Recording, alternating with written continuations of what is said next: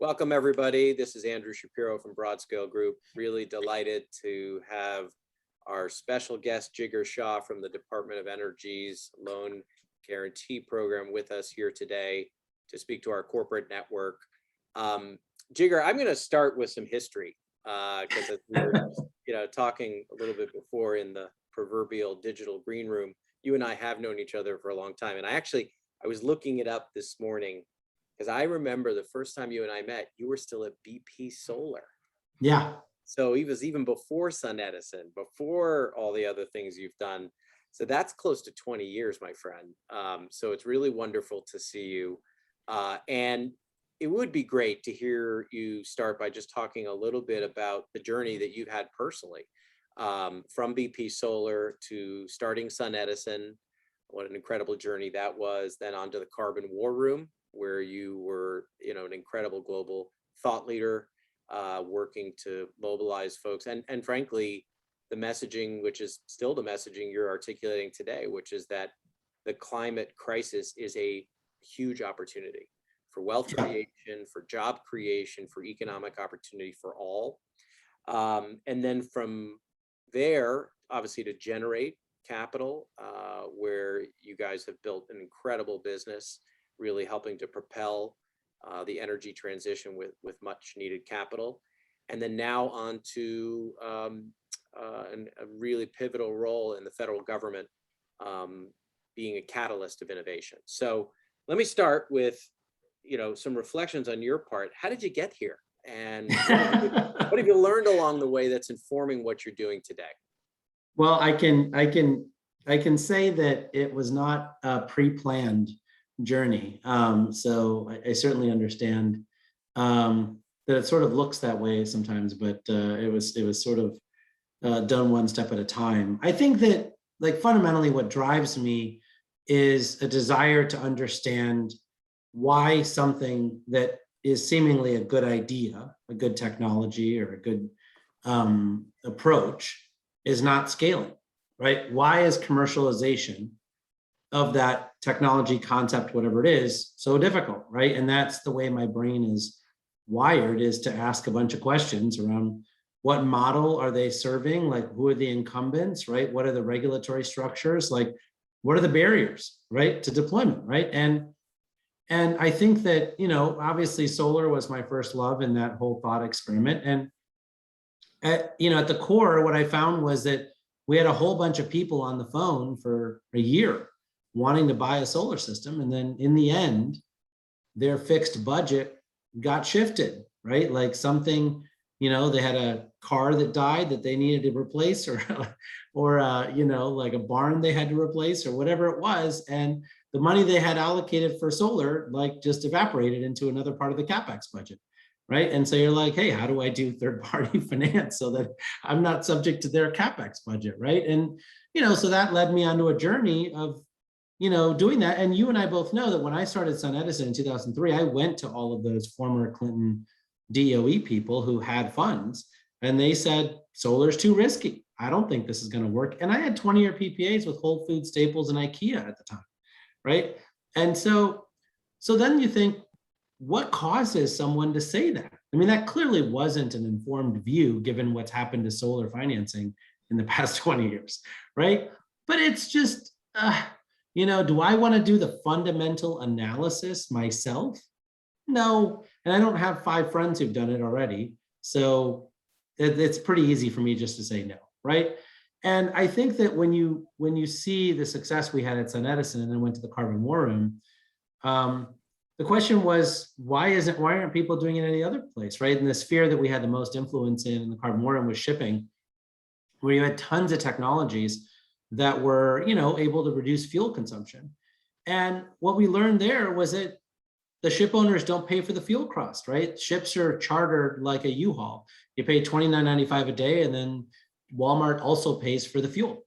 So the pressure point was actually Walmart, not the ship owners, right? And so how do you get Walmart to hire ships that were actually more fuel efficient, since they were paying the fuel?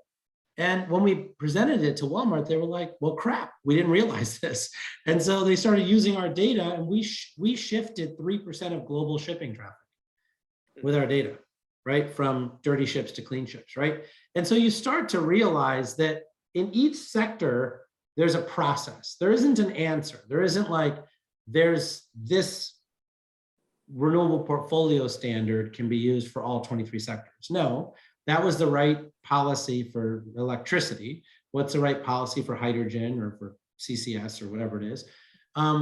And that thought process is what we then took into Generate Capital, right? And we looked at all these places like battery storage or renewable natural gas or the things, and we said, well, what's the right way for capital to hedge our risks and to share those risks with the developer so they don't get off scot-free and run away with the money? How do we make sure that they're actually aligned to make sure the assets work for the next 20 years?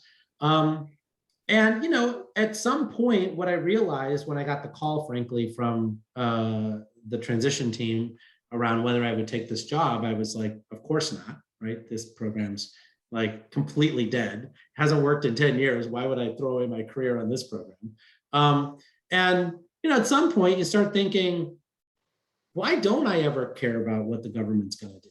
Like when I made decisions at Generate Capital, we never read a report from DOE or from the labs or from anything else. I was like, we're making big decisions, $150 million decisions, and we don't even bother reading the government's reports, right? Clearly, there's something wrong over at the relationship between the two parties, right? And that's why I ultimately reconsidered and took the job, because I said, I don't really think we're going to get to gigaton scale in any of these sectors without the government playing some role in this, right? That's not just tax credits, but something bigger than that. And, you know, and it turns out that there were actually a lot of best practices that were something the government actually wanted to do, but no one was driving those best practices within the government. And so it's been a wonderful experience. You also have had, I'm just thinking about it, some, you know, the folks who were in your role previously were also private sector folks, if I remember. Sure. Matt Rogers played a role, Jonathan Silver, Peter Davidson. So maybe there's in your role a tradition of having private sector leaders, investors come in and do that kind of tour of duty. You know, before we dig into your work, do you think that that's something government should be doing more to try to bridge the divide between, you know, how the government looks at challenges and how the private sector does? Yeah, I think there's a couple of nuances there, and I think you know this well as most of your investors, is that, you know, Jonathan's a close friend, as is Peter and Mark McCall. And I've gotten to know John Sneed, who played the role under the Trump administration. That fundamentally, you know, it's not a natural thing to actually want to mentor entrepreneurs, right? A lot of commercial debt providers really love to just say, you either hit the mark or you don't. And if you don't hit the mark, I really appreciate you reaching out to me, but I have no interest in talking to you further, right? And, you know, I think that because of my experience as an entrepreneur first and then at Generate, and I brought that culture to Generate too, there's a recognition, I think, that these projects are not naturally going to come well packaged for commercial debt. In fact, I talk to companies that have billion-dollar valuations through a SPAC who are asking me the most ridiculous questions on commercial debt. And a lot of what we do is provide a safe place for them to do that, because they're extraordinary at raising equity, clearly, right? They can sell the future. But when I say to them, how did your assets perform last week? Like, and ask them the granularity that commercial debt requires, right? Commercial debt is about what you've accomplished the last 6 months, not what your dream is for 6 years from now, right? Like it's just two completely different things. And the fact that people aren't wired to have the commercial debt conversation is, to me, something that we have to adjust to, not just complain about the fact that people don't have good consultants or whatever else. And I think that that cultural shift has made a huge difference in the program, because I think we're a safe place now for people to come in and realize that they can ask what, you know, would normally be thought of as dumb questions to be able to get through our office. And, and the benefit to the American people is that these folks now create millions of jobs and create, billions of dollars of investor value. You've been there now for what is it, close to a year, 9 months? Yeah, it's been 11 months. How has your view evolved of what government is capable of doing when it comes to catalyzing decarbonization and the energy transition? I mean, do you even above the level of the loan program office, right? Like, what do you think government can do and what can't it do? Just thinking about what you were just saying about trying to help entrepreneurs and be more of a sounding board for them. What are the limitations? Yeah. Well, I mean, there's obviously the practical challenges of government. We have to have money allocated by Congress, and then we have to spend the money that's come from Congress. But I would say outside of that, I don't think there are any limitations to government. I think the limitations in government are self-imposed. So for instance, there are many of my colleagues within government who are genuinely afraid of the perception of talking too much to the private sector. And I was like, why? I don't understand. Like, they're the ones who are allocating capital. Like, the entire purpose of policy is to impact the capital allocation process, right? Why would you provide someone tax credits? Well, you'd provide them tax credits so that they would allocate more capital to the sector, right? Why would you provide them loans or grants or whatever it is you're doing to influence their behavior, right? So why wouldn't you ask them whether this set of policies would influence their behavior? The other thing I'd say, though, is that they actually put these people in the center of the conversation, right? The people who run the trade associations, who I love, by the way. I'm not suggesting anything bad about them, but sometimes they're like, well, that's a proxy for talking to the industry. I was like, no, it's not. Like, they're also not capital allocators. They are actually like a trade association. I get it, right? But you need to talk to the primary capital allocators and ask them, what would it take for them to actually allocate $5 billion of LP money to hydrogen? What milestones would they want to see? What breakthroughs, what support mechanisms? Remember, the federal government has lots of tools, right? And this president, I think, has been better at wielding them than most. But the federal government in many sectors is the largest procurer of stuff in the country, right? From steel to cement to other things. And so we could procure stuff differently, right? But a lot of the conversations are done in a vacuum. People just say, well, we think this is a good idea, and we think that the private sector is probably going to respond favorably to it. So I was like, well, did you ask them? No. And when I talk to the private sector, they're like, well, but Jigar, we don't have a budget right now to hire a lobbyist. I was like, I didn't ask you to hire a lobbyist. I'm saying that you, as the CEO of a company who is offering something that is supposed to grow to this period, right? I think you care whether we take the $1.8 billion that we received in the bipartisan infrastructure law and spend it this way or that way. Like, spend 20 minutes figuring it out, because otherwise, I guarantee you the rules that we set up are going to be exactly opposite of what you wanted, right? And that dynamic, I think, is what really prevents the government from being relevant in these conversations, is that both sides are not willing to invest the effort and time to actually meet each other halfway and get it right. And so a lot of what we've been doing at the Loan Programs Office is going first and dragging a lot of the capital allocators into the conversation. And I think they've had a good experience in the first 11 months of being a part of the conversation. I think they've seen directly that their comments actually made a difference in the way DOE executed a program. And so we're seeing a lot of them now offering to give us free advice and time, where in the past we had to drag them into the conversation. That's great. Well, look, the reality is a lot of people come with the preconceived notion that government is about top-down regulation and bureaucracy and not catalyzing innovation. And so, as we said at the outset, you believe that the climate crisis presents a huge wealth creation opportunity, job creation opportunity for all. Is it difficult to convince people that that's the reality? That, you're in a different role than most people at DOE, although I think it sounds like DOE overall is trying to become more of a catalyst for innovation.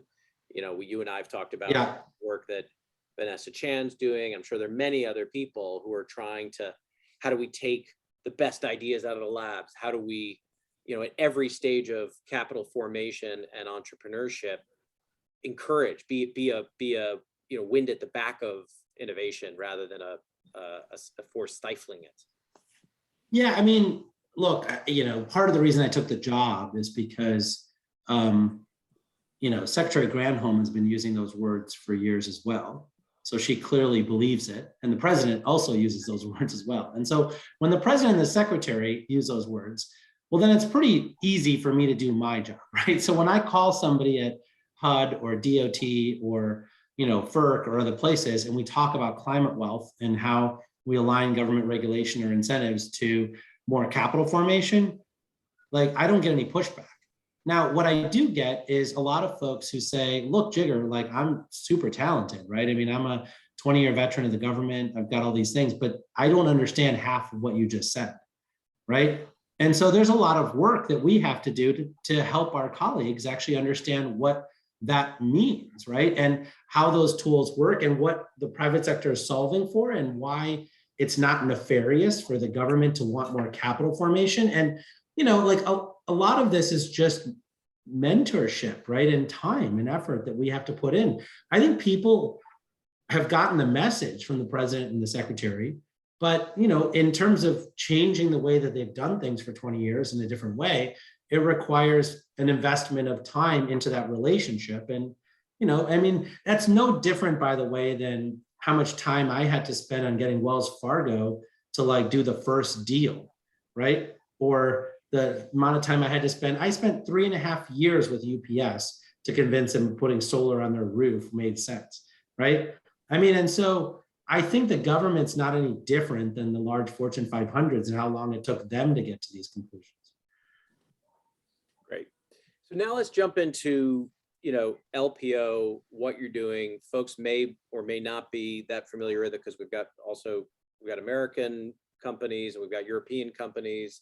So if you could share what you're doing in terms of how you're thinking by sector and by stage and even geographic diversity within the United States, it would be great to hear you kind of outline that. And within that, I'd love, because you always talk about gigaton scale, explain, that's almost your assumption going in, right? That you want things to reach gigaton scale. Yeah. So in general, I would say that just to answer the first part first, I think that, there's a lot of sectors, right? Let's be honest, right? The Japanese government paid the International Energy Agency to do a huge study. They identified 400 plus technologies that were essential to decarbonizing the planet. They put them into categories, right? So this is not stuff that I had to redo, right? It's already been done. So then the question becomes, where is technology ready for prime time, right? And the answer to that question starts with the maturity of the technologies, right? So I start there. And then when I dig deeper, so there's 23 or so sectors that we have identified there. And then when I dig in deeper, ultimately I'm a commercial debt provider. So if something is ready for prime time, but there are no developers developing a project, well, there's not much I can do. I can't like step in and develop a project for them. So then there are certain subsectors that have an active development community that I can actually attract to the office to apply for a loan.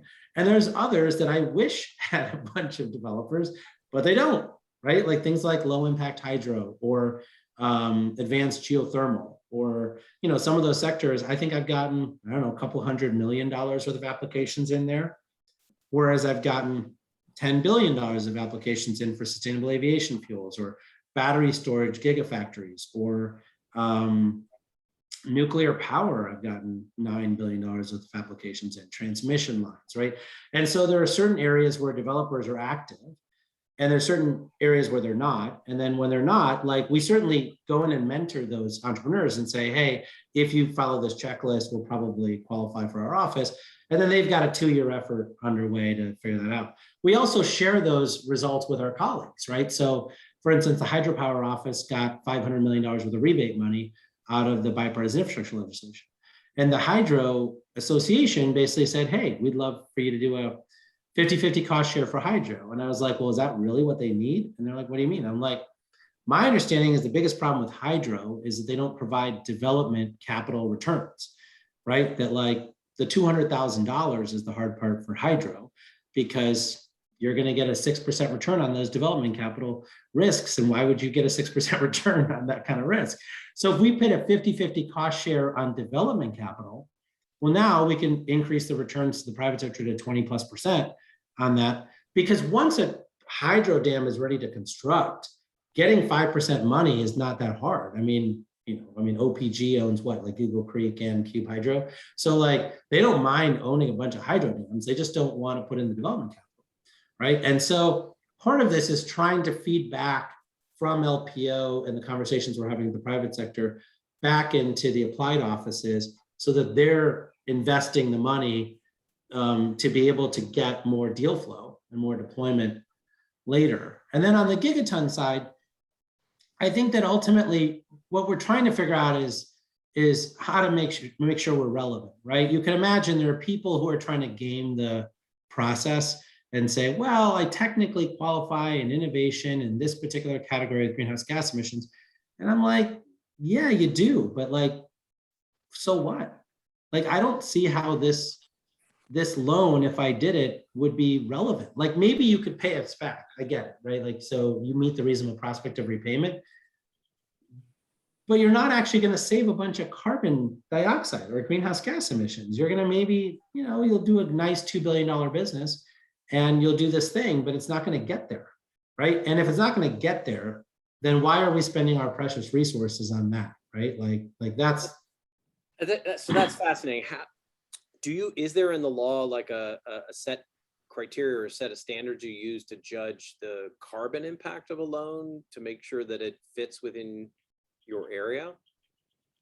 Yeah, I mean, so we hired Nettle, which is a national lab in West Virginia, to do the analysis for us. And there's a whole methodology on how to do it and all that stuff for a life cycle analysis. But I'd say it's less about that. I mean, there's a lot of applications that come in that actually do save carbon dioxide. But when I look at what they've done and why it meets a reasonable prospect of repayment, there's like a big rebate required. There's no learning curve benefits, right? Like learning curve isn't like a thing that always happens, right? Like if you're building a refinery, right? The 10th refinery isn't cheaper than the first refinery. They're generally like, maybe they're 3% cheaper or 6% cheaper, but they're not 90% cheaper. And so like, to get the learning curve, you need a manufactured product that gets down in scale and all that stuff, right? So, part of what I'm trying to figure out is I'm like, if, it's not my decision. There's a credit review board and I present to the credit review board, but if something is not additional or like something that's really catalytic to something else, then it's not a great use of our money. Now there may be some exceptions. Like, so for instance, the president cares deeply, as do we all, about critical minerals, right? So, I mean, it's not really catalytic per se to like mine a critical mineral, but you can imagine it's a priority under national security for us to unlock the opportunities here in the United States. Well, then that's a priority. Well, let's go further into that. How much does geopolitics come into kind of your office and your role? I mean, we've talked about solar, we've talked about batteries. We all know, what the geopolitics of that has been over decades. Is part of what you guys are trying to do to make sure that we have capacity in the US to support our energy transition goals? Yeah, I mean, I'm trying to figure out, I'm obviously not involved in geopolitics. No one cares what my point of view is on the National Security Council or whatever it is, right? But they do make decisions around the fact that, we are unlikely to get political support in this country for 60 gigawatts of solar deployment every year, with all of it being imported from China, right? So, that makes sense to me. And so they're like, hey, we need to do this. And so I'm like, great, I'm happy to help, but the numbers don't work. And so, there's a bill that's going through Congress right now called SEMA that might provide additional subsidies for people who want to manufacture here. If that passes, then, it's something that I might support, right? So it's one of those things where I'm still a commercial bank, that meets the reasonable prospect of repayment. So I'm not taking additional risk because it's a national priority. I may be providing additional attention because it's a national priority, but we're not going to deviate from our absolute standards around the reasonable prospect of repayment. Interesting. Before I want to get into talking about monolith in a second, but before we do that, talk to us a little bit about how the Department of Energy is, doing other things consistent with your concept, and one that resonates with us too, about the bridge of bankability, right? I mean, there's, from early stage stuff on like ARPA-E to your work. I mean, is there more happening there that you are interfacing with and helping to advise on beyond even just doing the kind of loans that you're doing? Yeah, it's a great question. And I'd say that so I think writing the bridge of bankability is easier than implementing the bridge to bankability. So the ARPA-E and all that stuff is on the left side of the bridge, right? So we don't really get involved in that. Like, to me, that is where there's binary risk, right? Like if we think that there's binary risk on the actual operations of the technology, like will it actually work, then that's in the demonstration phase, right? Now there's definitely risk around operations, right? So you can imagine, that's actually the main risk, right? Like when you think about ethanol plants or nuclear plants or sustainable aviation fuel plants, I mean, nuclear plants in this country are now the best run nuclear plants in the world. We're at 95% plus uptime. But when we first deployed them all in the 70s, we were at 75% uptime maybe. And it took us 15 years to get them up to 90+%. So you can imagine that has a huge impact on the economics of a deal, right? So like if it's 75% available versus 95% available. And of course, everyone comes into our office saying, we're going to be 95% available with a 12-month ramp up time. And so there's some of that stuff, right? So we assume that the bridge to bankability starts with a technology that has been proven for the underlying technology to work. Then we do first of a kind deployment. Monolith Materials is clearly in that range where the technology is 25 years old, right? I mean, plasma torches have been around for a long time, but nobody's actually been able to make it work commercially. So it's really a first of a kind commercial plant. And then you've got second through fifth deployments, which is really EPC optimization, right? The first one's just make it work. The second through fifth one's like, hey, can we like shave 15% of the cost of this by, not doing all the belts and all the suspenders? And then the third one is learning curve, right? So basically like getting the 6 cumulative doublings, that's establishing demand.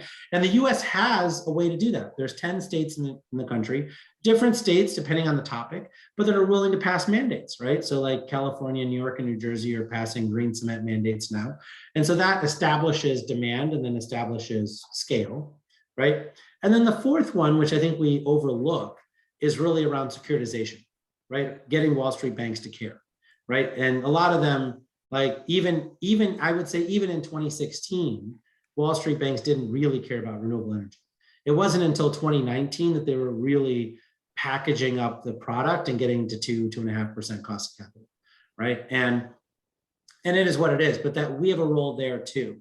I'd say that the role that we play uniquely is in the strength of our diligence. So when I've talked to many of the Wall Street banks, but also, private debt funds. Right now, you've got a list of technologies that are in, right? And if you're in, then there's $1 trillion of capital that's been raised. Folks are going to compete for that business, right? And, battery storage is in right now too, even if it's in merchant territories, right? But if you're out, then you're stuck with sort of venture debt, sort of high cost debt, sort of in that 10% cost of capital range, right? And so DOE uses its 10,000 engineers, scientists, and experts to try to get us into that 5 to 6% range for technologies that we think will work and approaches that we think will work, right? And we've got a pretty good track record of doing that. And most of those 10% interest folks that I've talked to, and then some of the 2% interest people I've talked to, have said that if we do the first deal and show them how the underwriting worked, they'd be more willing to do the second deal at the same sort of interest rates that we offered, right? And sometimes that'll work. Sometimes we'll have to do the second project and then maybe they'll do the third project. But to me, like an active dialogue with the people we're handing off the technologies to is something we haven't done in the past, and is super critical to making sure that they are looking over our shoulder. And so one of the things that we're launching this year is a more formal conversation with a lot of these financing entities, because they want to co-invest alongside of us, which we can't mandate. Like, we don't have the right to syndicate it out, but we have the right to go to the CEO and say, hey, I think it's in your best interest for 50% of this loan to be purchased by this group, because then they're in, and then they're more likely to do the second one, right? And so, would you be first? You'd be the we're first. always senior. Yeah. Yeah, we're always senior, but we can be pari passu with someone else. You can be paired. Yeah. Okay. I'm sorry, I interrupted. You were finishing. No, that's it. So, I mean, so part of the bridge to bankability is the, describing the bridge. And part of it is explaining the bridge to our colleagues across government. And then part of it's really explaining it to the private sector, because a lot of the private sector folks are saying, I don't know, when it hits our list, it hits our list. I'm like, well, but what qualifies for hitting your list? We're like, I don't know. We run $300 million. We got money from this like LP. These are the 4 technologies we listed. If it's not on that list, it's not on that list. And so getting them to actually vocalize some of their issues and then educating their LPs is something that we're doing too. Right. Let's talk about the Monolith deal, Monolith Materials, and SK Group, which is part of our network, is actually an investor in the company. Sure. Talk to us a little bit about how that happened and what in that opportunity illustrates the role that you'd like LPO to play going forward. Well, I think one thing is that we tried to take the politics out of it, right? You can imagine, using natural gas as a feedstock was not the first thing that someone wanted me to do out of the loan programs office. But when you look at the technology, it's been around for a long time, and it solves 2 really big decarbonization problems if it works, right? One is carbon black, which even with electric vehicles, you're still going to need tires. And so carbon black decarbonization is important. And remember, all 15 plants that we have that do carbon black today are under a consent decree with the Department of Justice and EPA for pollution in the local area, right? And so these are really nasty, like polluting plants, right? That produce health impacts that are proven such that a consent decree was put on board. And so they can do it far cleaner, because you're, literally just taking a fundamental property of natural gas, which is if you heat it up enough, the bond between the carbon and the hydrogen breaks, and then you get solid carbon and hydrogen. I think the second thing is that, they're taking the hydrogen and it's super cheap, right? Depending on where you allocate the cost. And they're making ammonia, right? And right now on the interim, like on the incremental side, we're importing ammonia from the Ukraine using Russian gas via the Tampa, which then sends the ammonia in a pipeline to Louisiana, which then sends it from Louisiana to Nebraska. You can imagine the supply chain risk there, as well as the support of Russian gas. And on top of that, and so if their process works, which we won't know until 2025, right? Because it's a 2-year construction schedule and a ramp up. Then they will have met the Secretary's 2030 hydrogen goals of below $1 a kilogram for hydrogen. And the Haber-Bosch process for fertilizer is also a huge gigaton scale problem, right? For carbon emissions, right? And so they would also decarbonize that process by 80 to 90%. And the remaining emissions out of this entire process is actually just methane leakage, right? Which we're working on separately, right? To figure out how to solve, right? So I think that when you think about why this fits in, right? It's a major solution to 2 really hard to decarbonize sectors that I think are going to be around for a long time. But the second thing is that it is something that we uniquely could underwrite with the 10,000 engineers, scientists, and experts on our platform, where a lot of other project finance players just didn't know that they trusted the IE reports that they were, having written up and all that stuff. So it's a unique role for government to play. And I would say the last thing is that we're in a very unique time, which benefits me personally, which is that equity is easier to raise. And so we were able to tell Monolith, look, we're not going to do the full 80%, debt that we could do. We're going to do more like 50% debt. And, that's fine because they could raise the equity on the other side.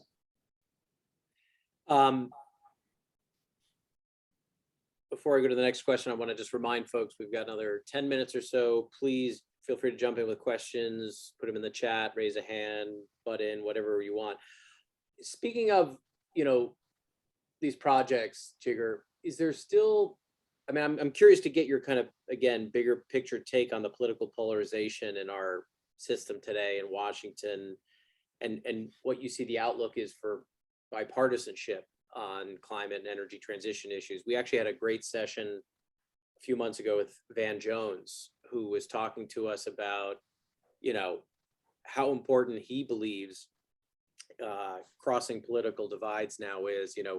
He was long associated with progressive causes, was in the Obama administration as the green job czar, then last administration worked with them on criminal justice reform and kind of got blowback from folks on the left. And his new insight is you gotta pull people together. So I think about your office, and Solyndra became this punching bag. Folks will remember that was a loan program office initiative that didn't go well. Is that still there? Is your office, finally over that politicization? And what do you think is the bigger picture opportunity for bipartisanship on these critical issues? Yeah, well, I certainly won't compete with Van Jones on opining on the political discourse in our country. It's complicated, and I think Ray Dalio just suggested 30% chance of civil war or something. So I'll leave it to other folks to tell me what that is. I would say that in terms of Solyndra stuff, look, people are going to make political hay and wedge issues on any issue. It doesn't matter whether it's logical, illogical, or whatever. It just matters whether they land the punch, right? But I'd say that when you think about the Monolith Materials deals in Halem, Nebraska, it has the full support of the entire congressional delegation of Nebraska, which is all Republican. Many of the projects that are in our queue are advanced nuclear, are carbon sequestration and storage, or transmission, and many of them are in what you would consider red states. I think many of these technologies are being invented and scaled up by universities that are super important in those states, et cetera. I just talked to the folks in the state of Oklahoma. I've got extensive conversations with the folks in the state of Louisiana. So in general, I would say that people universally support our office because we make $500 million a year in net interest payments to the federal government. So I think that the only way for me to get protected from politics is for the secretary and the president to completely support our program, which they do. So there's not much more that I can add in insights there, I think. Okay. We have a question from Robert Link from Shell. Yeah, hi, Jigar, Robert Link, Shell Ventures. So, yeah, fascinating story, and I think the interest from Shell to have large-scale impact and help industries to decarbonize is very much overlapping with what you're trying to accomplish. And as we look for investment opportunities and we look to these financial plans, a lot of them depend on their ability to raise capital, right? To de-risk it. And here I hear you mentioning that you want to play an active role in this space, which is great. So I have a very practical question. How, as a venture team, do we engage with an LPO? Because it's completely new to tap in the knowledge base that you are building and the novel ways in reaching out with private investors. And I think entrepreneurs and us will need to find ways to engage with, clearly on your side, also limited resources. So what type of advice can you give us? Yeah, it's a great question, and one that I've spent a lot of time with our ethics group at DOE, so I can understand what the rules are. So in general, I'd say that, so one of the reasons that I have started publishing our pipeline, obviously the applications to the office are confidential, so I can't reveal those. But the reason I've been highlighting the sectors where we have pipelines is for you to know, right? So I think once you know and you want to say to me, hey, Jigar, we really like the sustainable aviation fuel space. I see you've got $10 billion of applications. We'd love to talk to those people, or whatever sectors you care about. Like, you now have the ability to come to me and say, I know you have active applications that are in the pipeline. We'd love to talk to them, right? And then I can send an email to those applicants saying that Shell Ventures is interested in meeting with you, and no promises, but certainly happy for you to talk to them. And they would reach out to you if they're interested. So I'm not allowed to give you their names because it's just confidential. And you saw that in a high profile case with Breakthrough Ventures, or Breakthrough Catalyst, I guess. So they came to us and really wanted us to help them on those 4 categories that they were receiving applications for. And so we sent an email to all of our applicants in those 4 categories and said, Breakthrough is doing this thing. If you want to reach out, like, here's the link and you should reach out to them, right? So that's the way that I would recommend doing it. But certainly, we talk regularly with Andrew and other folks about not the applicant names, but the sectors. And so, being parts of, Broadscale and others is helpful there. Yeah, that's great and helpful. And then follow-up question there. Have you published anything on the specific criteria in how you analyze and award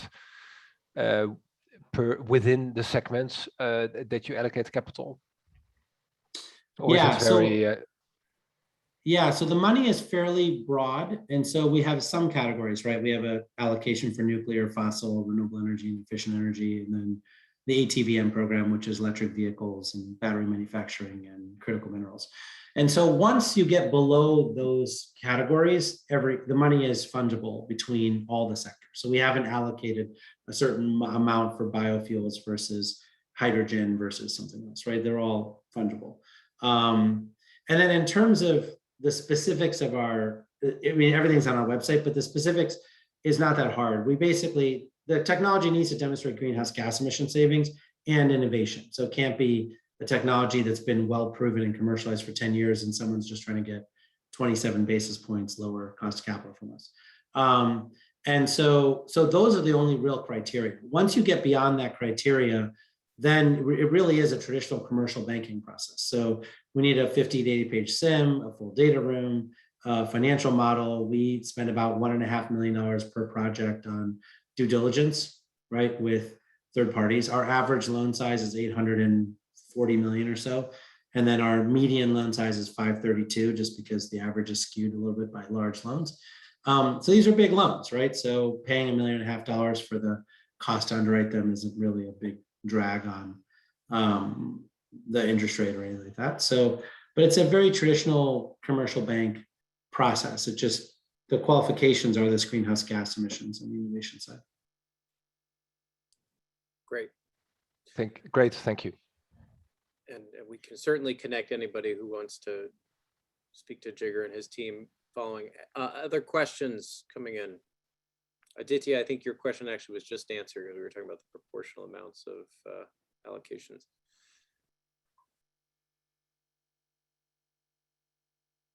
Jigar, how do you think about coordinating with other national governments?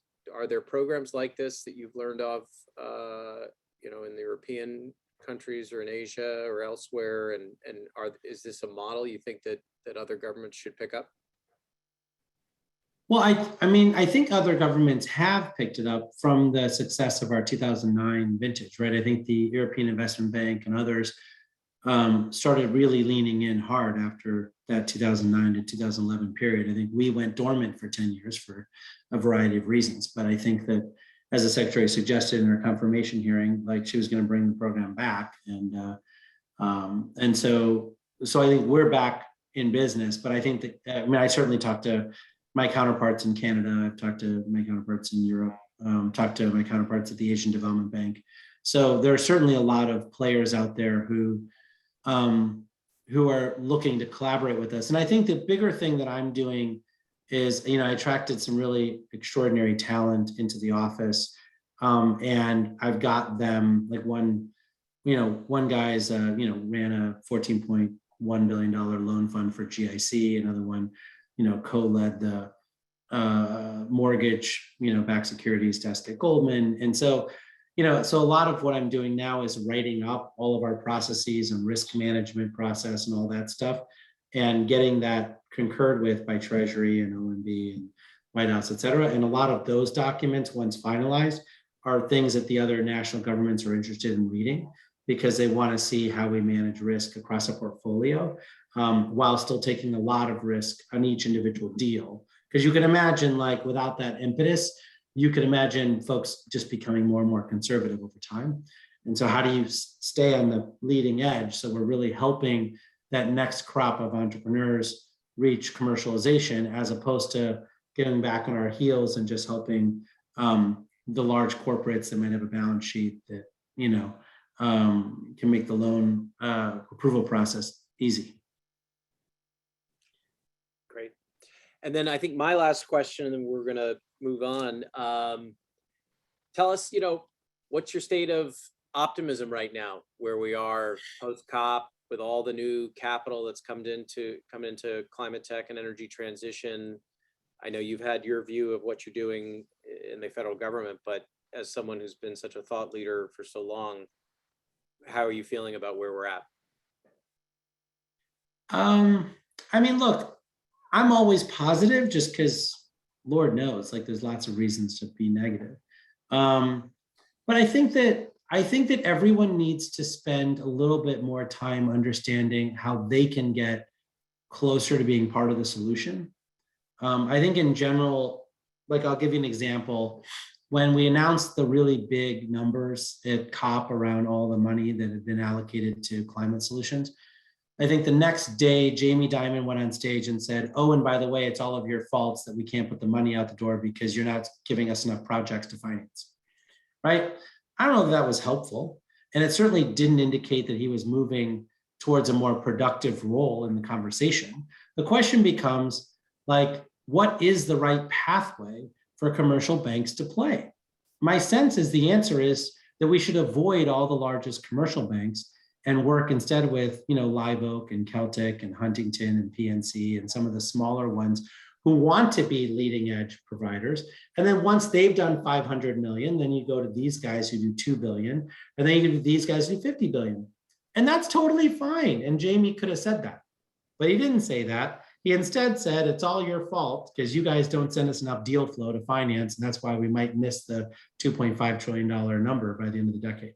And so I think everyone has a role to play. There's a reason why JP Morgan probably isn't the first group, since they are the bankers bank. And then there's reasons why Live Oak is probably the right bank to start with, because they're a $9 billion entrepreneurial SBA lender, right? And so everyone plays their role. People should know what everyone's roles are so that entrepreneurs are not confused, right? And don't waste their time getting no rejections from people who they should have never approached in the first place. And so I think that there's a level of coming together to really define the ecosystem of success so that people know what it is and don't get consistently confused by it.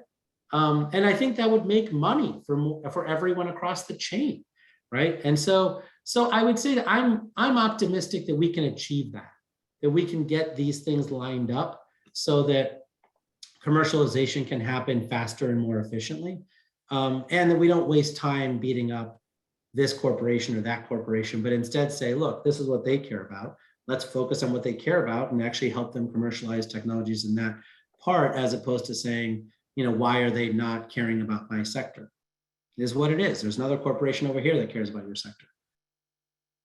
Well, that's a great place to end. We all have our roles to play. And I think the message is we need everyone to be more proactive in finding these solutions, because they are out there. And yeah, we talked about this forever. It's not like, we need to reinvent everything. We just need to take what's already been invented and deploy it at scale, at broad scale. With that, Jigar, thank you so much for joining us. We are really grateful for your service and the work you're doing and your thought leadership in this space. And I will reiterate that if folks want to connect to the team at the LPO, we're happy to facilitate that and look forward to seeing all the good things that you and your team are doing. Well, we're honored to have the platform, and And thank you so much for leaning in. I think that one thing I would leave you with is that we do need people to tell us what's on their minds. So, like, don't complain in the corner. If you got suggestions for me, just let me know. I can handle the volume. So just let me know what I can do better. Terrific. Awesome. Thank you, Jigar. Thanks. All right. With that, folks, we're going to transition to our